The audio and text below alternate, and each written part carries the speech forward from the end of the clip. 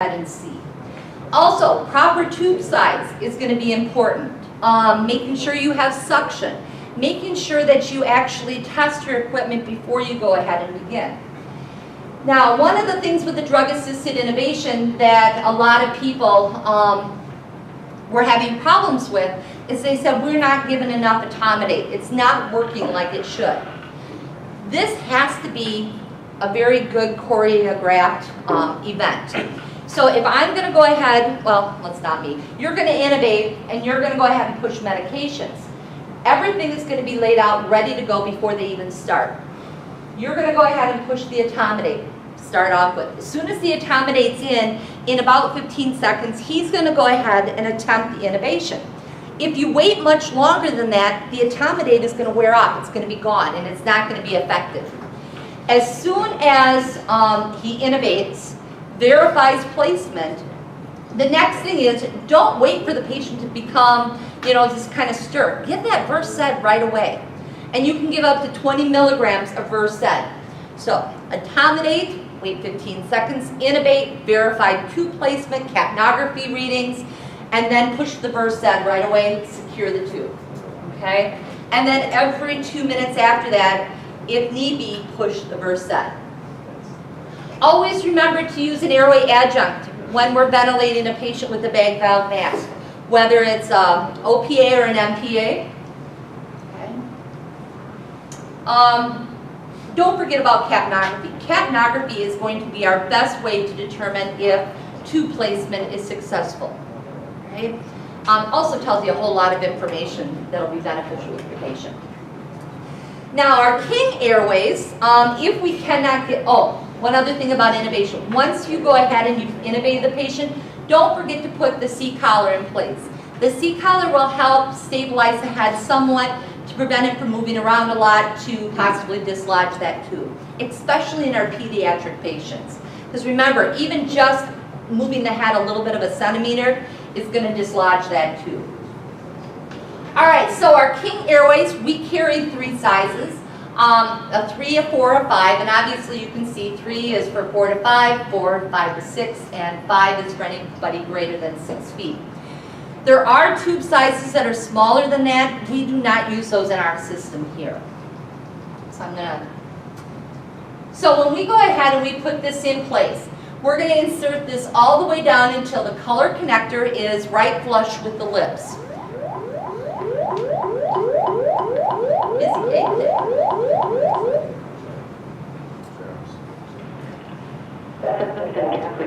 Engine 23, engine 21, 23 Battalion 21, 2530 Bridge, the North Shore Clinic, gas in the water level area. Engine 23, engine 21, 23 Battalion 21, 2530 Bridge, 2530 Bridge, North Shore Pediatric Clinic.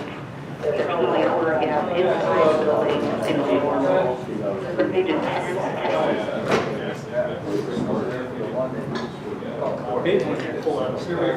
Okay, so with the King tube, like I said, you're going to insert it till the color connector is all the way at the lips. Now, how much air you put in the pilot balloons is right on the packaging. Same thing, if you forget what size you're supposed to use, how much air, look at the packaging. You're going to go ahead and fill up the pilot balloon with the color connector at the lips. You'll start to ventilate. You're not going to have any compliance. You're probably not going to be able to ventilate. At that point, you're going to start pulling that color connector back until you're able to bag the patient. And then it'll kind of seat itself right into place. It kind of pops right into place. The biggest problem with the King Airway is that it's user error. User error meaning that we don't constantly monitor the pressure in these balloons. As the patient is being ventilated, this balloon right here may be a little bit deflated. So vomitus can go right by this balloon into this area here and be bagged into the trachea and they can aspirate. So please make sure you are listening to those lung sounds, listening to the epigastric sounds. If you're hearing epigastric sounds, put a little bit more air in these balloons to make sure that you're not going to go ahead and have the patient aspirate. But On the other side, you don't want to put too much air in that balloon because it can put pressure on those internal carotids and decrease blood flow back to the brain. Okay? Anybody have any questions regarding the King tube? Here's our protocol, or not protocol, but skill sheet for it in the back of your protocol book.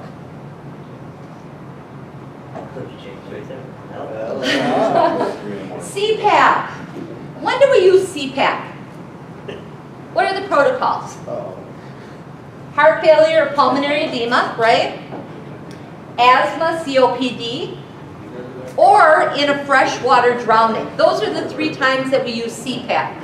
Most commonly it's used for those that are suffering from heart failure. Now, a lot of you guys probably learned that once I put my CPAP on, I never ever take it off. That's not true. In the event of heart failure, you want to make sure that you are still giving nitro every 3 to 5 minutes. So give the nitro first, put the CPAP on, 5 minutes later, lift up the mask, give them another nitro, put the mask back on. But you need to make sure that you're giving CPAP every 5 minutes. Now, CPAP is going to provide you with positive end expiratory pressure, which is going to keep the alveoli open. Remember though that CPAP will go ahead and decrease preload, decrease the return of blood flow back to the heart itself. So you have to be monitoring those vital signs pretty closely. You know, we already don't want to give it to someone whose blood pressure is low, and the reason why is because it can drop the pressures even further. So make sure you're monitoring it. We don't generally give CPAP to someone who has altered mental status, is unconscious, unable to maintain their own airway. But don't just use altered mental status as a cop-out not to use it. You know, it depends. Are they able to maintain their own airway? Are they able to follow directions? Sure, they may be confused, but can they do it? It's going to be much better. It reduces the likelihood of them being intubated in the ER at a later time. Now, one other thing about CPAP. If you look at this here, this was originally set up for when we had the whisper flows. And when we had the whisper flows, you had to purchase different PEEPs, 5, 7.5, or 10s. To save cost, they gave everybody a 10. But not everybody can tolerate a PEEP of 10. That's pretty intense.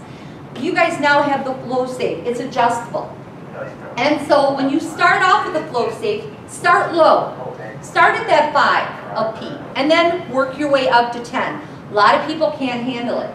The other thing is, let the patient hold the mask on the face. Yes, they're going to go ahead and they're going to take it off, but if you're sitting here with a hand here and a hand here, they're going to become very anxious, they're not going to be able to tolerate it, and they're not going to acclimate to that CPAP as quickly as possible. So if you let them, coach them to keep it up on their mouth, once they're comfortable with the 5, put the headset on, and then give it a little bit, bump them up to 7.5. Tell them, remind them this is what you're going to do, because otherwise it's going to be pretty hard for them to fight against that continuous positive pressure. Okay? Any questions on CPAP?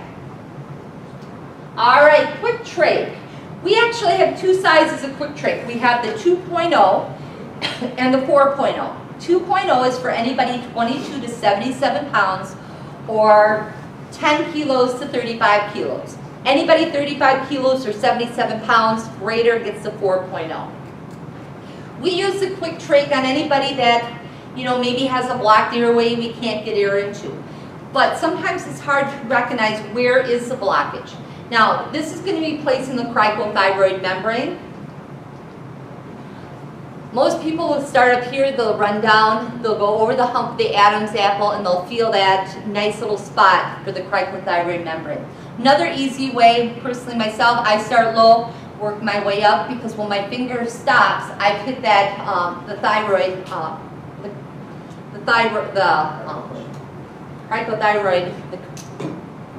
I don't even remember the word right now, but the cricothyroid membrane, you can feel it right there in that open spot, okay? If it's lower than that, the obstruction is lower, the quick trach is not going to work in these patients, and there's really not anything you're going to do. You're not going to go low above the angle of Louis, like what they might do in the hospital at that point in time. Oh.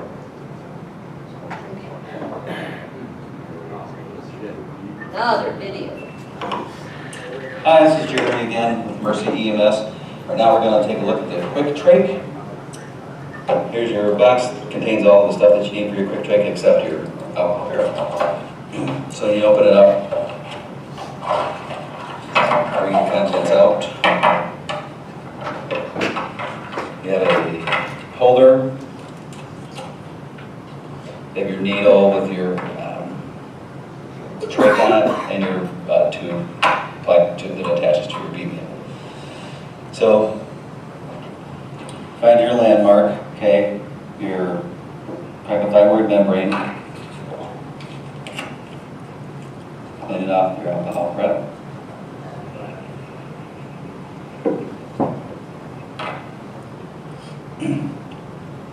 You're going to advance your needle through the cricothyroid membrane in a kind of a downward motion.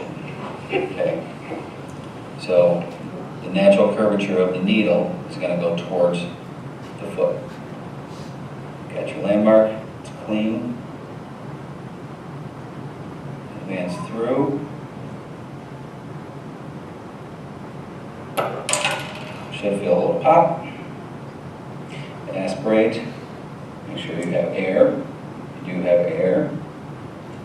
You're going to pull your needle out. It goes into your sharps. You're going to keep it stabilized while you attach your breathing tube, your end-tidal CO2, bag. Make sure you have positive waveform. Make sure you're in the right spot. Okay, couple things with this. First of all, putting a Quick Trach in someone doesn't just slide in like butter. A lot of people think, oh, this is just going to be really easy. It takes a little oomph to get that needle to go through, puncture the skin, and puncture the cricothyroid membrane. Now, you do start with that 90-degree angle as you go in.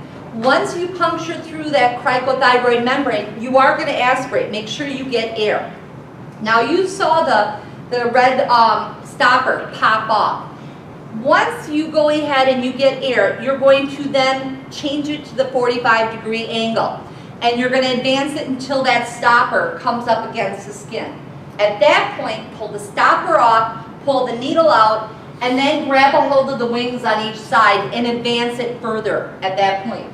This here should be nice flush against the neck. The other thing is your neck piece, have that in place before you start this process. So put that underneath the neck, and then that way it's just easy to go ahead and secure it, and that way you're not jostling the head around at that point to go ahead and possibly move or lose it, okay?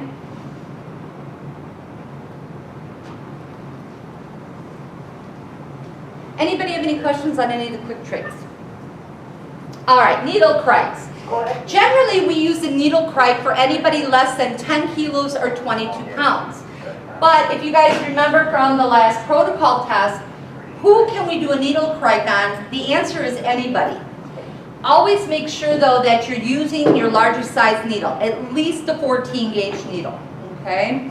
14-gauge needle with at least a 2-inch catheter. You're also going to need a 3.0 ET tube because you want the top connector. The connector will fit on top of the IV catheter and then attach to the BDM so you can ventilate the patient. With this here, you're going to go ahead and start. You're going to go caudally towards the feet. You're going to insert the needle at a 45-degree angle, okay? Again, you're going to feel that pop. You should have a syringe attached to it. Make sure you aspirate that you're getting air. Once you do, and you feel that through that you got air, you can pull the needle out and push the catheter into place.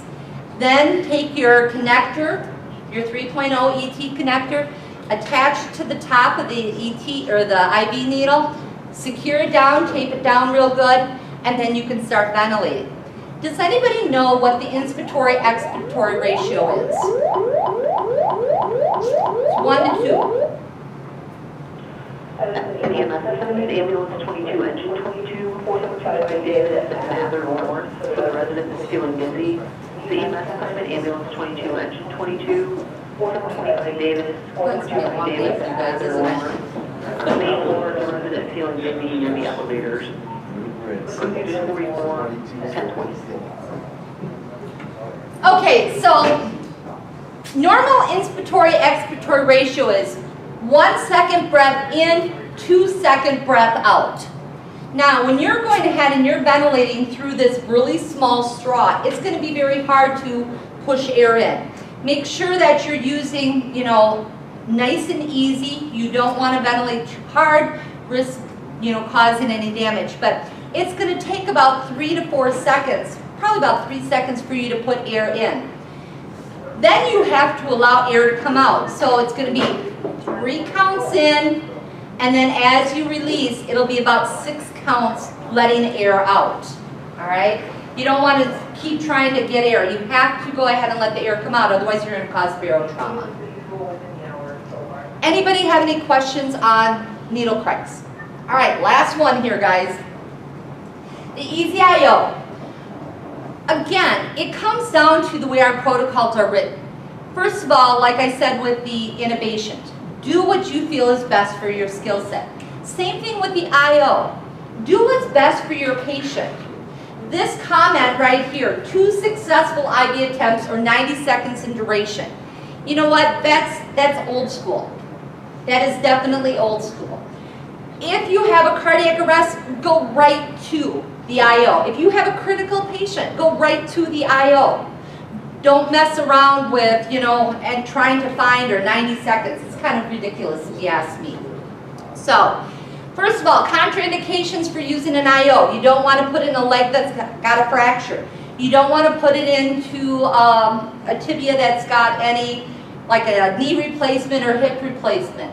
If they've already had an IO within 48 hours, if there's a tumor or infection in that area. Now, what are the 2 spots that we are allowed to go ahead and use the IO? Tibia and head of the humerus. Remember though, peds, it's just the tibial area. We do not use the head of the humerus for peds at this time. Doesn't mean you can't. If you have a situation where you would want to or need to contact medical control, okay? We are really pushing though on adults that you are using the humeral head. The reason why is that you can put medications a lot faster in the humeral head versus the tibial area. As a matter of fact, those that have gone to the NIPS Teleflex conference where they did the IOs, they had a presentation. We're going to try and get some of that information out to you guys, but it takes an hour to put 1 liter in the tibial area, whereas you can put 5 liters in on the humeral area in an hour. So it's a 1 to 5 ratio. Big thing is, which size needles do I use? It used to be peds were pink, adults were blue, and yellow was bariatric. First of all, if you're doing a humeral head IO, always use the yellow. Always use the bariatric. Now, make sure you're measuring appropriately. You'll see these marks on each one of your needles. First of all, as you go ahead and you take your IO drill, okay? You've got your needle on your IO. You're going to insert that until you hit the bone. Not drilling as you go in, but first of all, put the needle in through the skin until you hit the bone, and then go ahead and hit the drill to start. The reason why is you need to measure. As you can see distally, there's these end marks here. You want to make sure the skin is over these end marks, because if it's not, you're going to have a problem. It's going to be the wrong size. It's either going to go through the bone or it's going to not reach the bone. But on the same side, on the proximal black marks here, you don't want it to be over that, because if it's over that, you're going to have a problem too. It's not going to fit appropriately. They give you kind of some numbers, 3 to 39 kilos for a pink cub, but you guys kind of judge it. Make sure you're just measuring appropriately, all right? So, we want you to use the head of the humerus if at all possible. Don't forget, with this, You kind of want to open up that shoulder and you want that flat spot. And you're going to go in a 90-degree angle right on that flat spot. If you're over here, you're going to feel a lot of extra tissue, a lot of muscle, a lot of fat. You don't want that. If you open up that shoulder, you got that, you can feel that hard bone right there. Now remember, we can use the IO on conscious patients and on unconscious patients. If you're using it on a conscious patient, it hurts no more than putting a 14-gauge catheter in, which does hurt, but not as bad as what people think. What really hurts is the fluid that's being administered. So we want to give them a little bit of lidocaine, and we're going to give them 50 milligrams. Push the lidocaine in slowly. Push it in over 60 seconds, and then wait 60 seconds. It's kind of like when you go to the dentist and you have a tooth that needs to be filled. Doctor goes ahead and gives you lidocaine. Well, if he starts drilling right away, it's not going to give it a chance to work. It's going to be pretty painful. So make sure you give the lidocaine a little bit of chance to work. So if you look over here, insert lidocaine 50 milligrams over 60 seconds, wait 60 before administering fluids. If they're still complaining about the pain, you can give another 50 milligrams to your patient. For the peds, the dose is 1 milligram per kilo to a max of 50. Okay?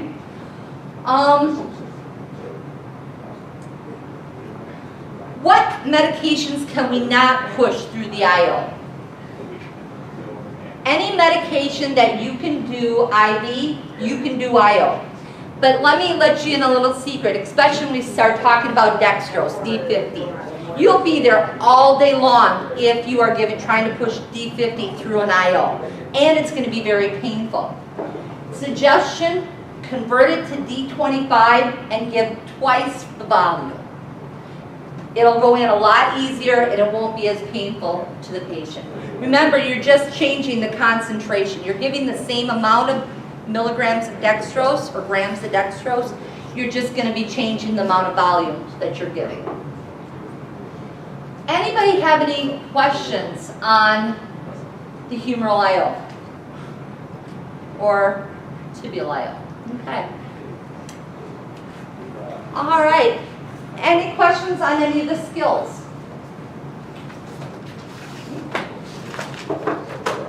And, if you'll hang on just 1 second, I gotta go have her make just a couple of these copies here real quick.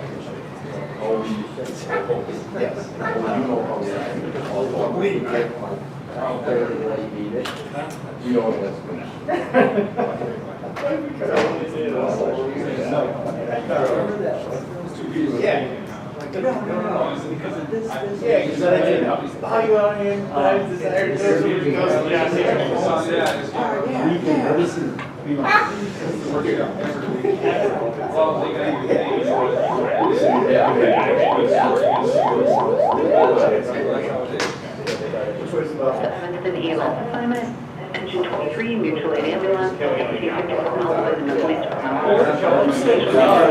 and Julia White. And engine 23, mutual aid ambulance.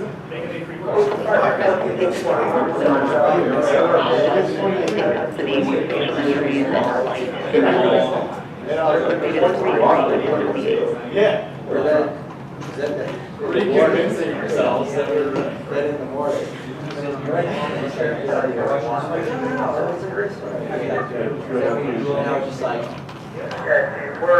around the corner here, just taking on the ambulance now, we'll take it. Okay, you can take it. That's correct, Anthony.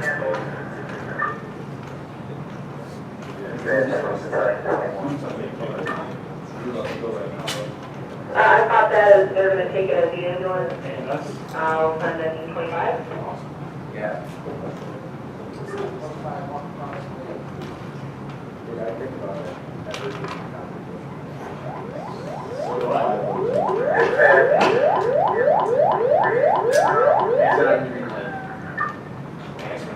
Ambulance 26, that's the receipt.